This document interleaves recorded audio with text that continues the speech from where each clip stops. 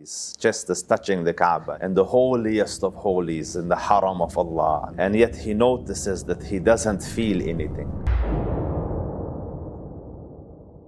So in Islamic history, there's this very famous Caliph known as Haroon Al-Rashid, and stories and tales of wonder are written about him and about his reign. And he had a magnificent reign, Haroon Al-Rashid. They say that he would look up at the clouds and say, "Go reign wherever you want, its benefits will come to me."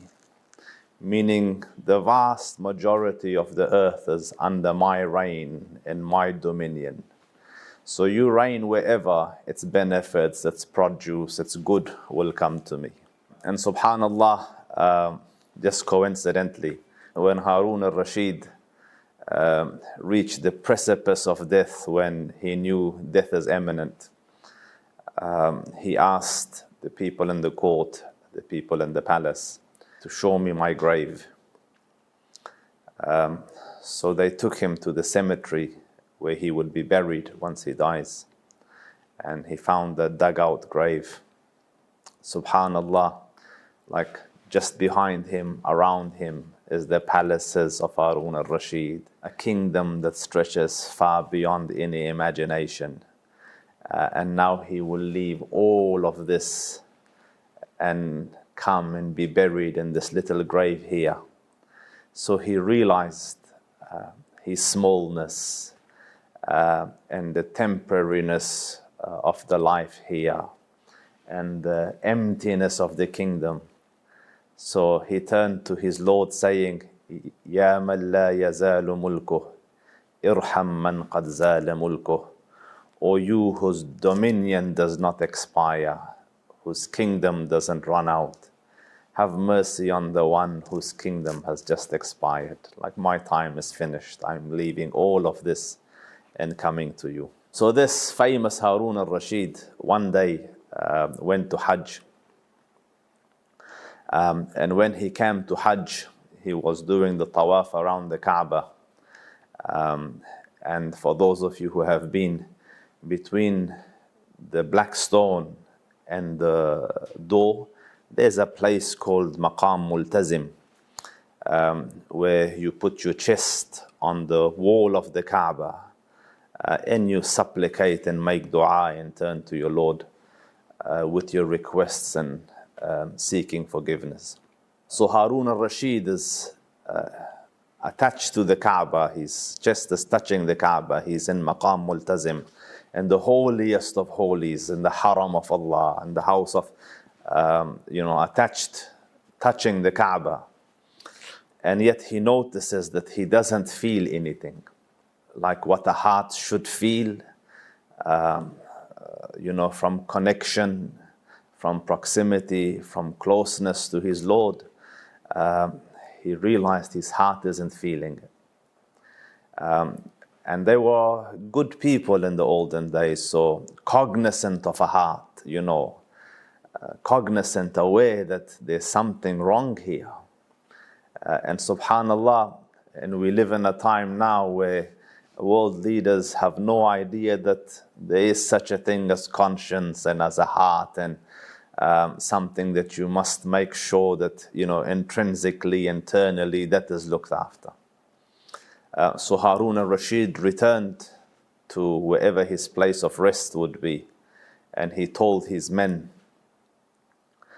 "Is there a scholar in Mecca that can give me advice, that can talk to me, so that this hardness of heart and this rust of the heart can be removed and the heart can be softened so that the heart can connect to its master?" So they mentioned the name of a scholar.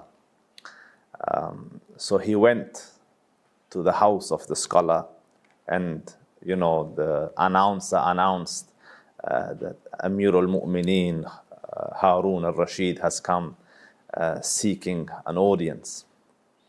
And obviously the sheikh from inside the house would hear, the caller of the Khalifa, And he would rush and maybe put on his abaya and maybe put on his bisht and come to receive the Amir al-Mu'mineen, Haroon Al-Rashid, at the time the King of Kings.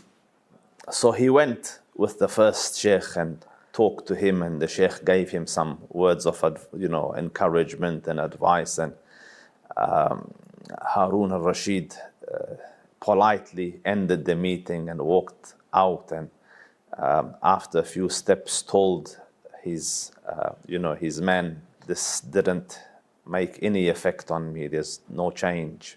Is there another sheikh, another doctor of the hearts? So they took him to another one, and he went there, and the caller called Amir al-Mu'mineen, Haroon Al-Rashid is at your door seeking an audience. And obviously the sheikh rushes and comes and meets the Khalifa, takes him inside and spends a few moments with him, talking to him. And Haroon Al-Rashid, in his anxiety growing, like what is happening, I sense no change in my heart. Spent some time with him, enough to meet the requirements of politeness, if you like, and then excused himself, and walking out told his person that, listen, this has not done much for me. Is there another scholar around? So finally they said, there's one here. He's somewhat different. Fudayl ibn Iyad. So he said, let's go to Fudayl, rahimahullah ta'ala. So they went to the door of Fudayl, and Fudayl used to spend a lot of time in the worship of Allah Rabbul Izzah and in seclusion. And he had a little lamp that would burn whilst he's worshipping. So the lamp is on, he's in his worship, in his quarters, in his house. So the caller calls, the Amir al-Mu'mineen has come seeking an audience. Beyond expectation comes the response of Fudayl. He goes, what do I have to do with Amir al-Mu'mineen? Like, what is there that I need from him or he needs from me? Like, there's what, So the caller says, trying to reference to Fudayl, the verse of the Quran, أطيعوا الله وأطيعوا الرسول وأولي الأمر منكم. Obey Allah and obey the Prophet and those in charge of your affairs, as in the leader of the believers. So citing the verse, like you're telling Fudayl, you owe obedience to the Khalifa by the dictate of heaven. So Fudayl said, I haven't finished from the obedience of Allah and His Prophet, and you're calling me to the obedience of this person. So anyway, reluctantly Fudayl came, but he turned his lamp off. So when he came at the door, it was dark. In those days there was no street lights. And so Haroon Al-Rashid extended his hand, and Fudayl grabbed it in the dark. And when he grabbed it, so in those days, life was hard. So the common man had to do a lot of physical work himself. So he would chop wood, he would grind, whether it is oats or corn or wheat for flour and for bread. He would handle animals as his horse or this or that. So the common hand was rough because of the amount of physical work a person used to do.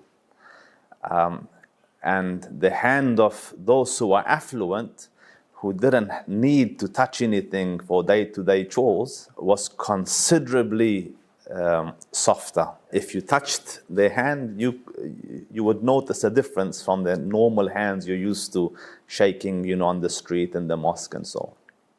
So when he touched the hand of Haroon Al-Rashid, this is the hand of the Khalifa, who, physically has got very little demands on him to work. So very soft, very gentle. So he said, holding his hand, he goes, "Oh, Amir al-Mu'mineen, how delicate are your hands? How will they cope against the fire of Jahannam?" So Haroon started to weep. And they say he fell down weeping. There's a couple of points to draw here. Number one, great people are always aware of the condition of their hearts. And the same way they try to make sure that physically they are functioning well, to meet their obligation of salah and worship and life and livelihood.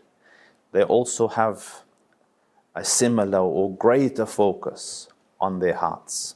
And they're aware that Allah Rabbul Izzah does not look at the external. He Azza wa Jal, as per the hadith of the Prophet Sallallahu Alaihi Wasallam, looks at your hearts and at your deeds. So part of our focus must be the heart. And all great things that Allah Rabbul Izzah wants from us will reside in the heart. So one of the greatest achievements is taqwa. And the Prophet ﷺ pointed to his blessed chest, as in his heart, and he said, "At-taqwa ha-huna, at-taqwa ha-huna." Taqwa is here, taqwa is here, as in taqwa of the qulub. And in trying to focus on the heart and work on the heart and fix the heart, a great technique that you can see here in Haroon Al-Rashid and you see in others is to find a person that can remind you, give you advice and encouragement and admonition, so that the heart can get cleaned. So Haroon Al-Rashid found Fudayl ibn al-Iyad. Me and you have access, walillahi alhamd, to millions of different shuyukh and ulama and scholars and du'at and ahl al-khair and ahl al-fadl. And part of our weekly, if not daily routine should be that we spend a few moments listening to reminders that affect our heart and pull it and guide it and motivate it and encourage it towards righteousness and encourage it towards its purity and its goodness. So Allah Rabbul Izzah has blessed us with a wonderful month, the month of Ramadan. And it is the month in which the hearts get corrected. And it is a month in which the desired outcome is a direct impact on the heart, and that is taqwa. So as you busy yourselves with worship and as you busy yourselves with the ibadah of the Dhul Arsh al-Majid, and your bodies and the physical is busy, make sure that the heart is impacted. Allah bless you, Allah guide you, Allah guard you. Wassalamu alaikum wa rahmatullahi wa barakatuh.